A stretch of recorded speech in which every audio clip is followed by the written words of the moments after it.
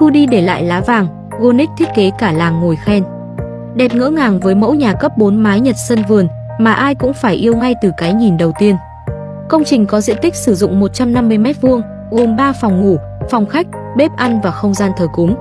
Lối thiết kế hiện đại, đơn giản nhưng rất sang trọng, đem lại cho không gian sống của bạn một vẻ đẹp hoàn hảo. Điểm nhấn của ngôi nhà này chính là phần sân vườn có cảnh quan tuyệt đẹp. Bạn có thể tận hưởng không gian xanh mát và rực rỡ màu sắc, cảm nhận được tiếng chảy của dòng nước, xóa đi cái nắng nóng của mùa hè oi ả. Soi bóng dưới dòng sông Tiền thơ mộng, công trình hiện lên vẻ đẹp quyến rũ giữa rặng dừa xanh.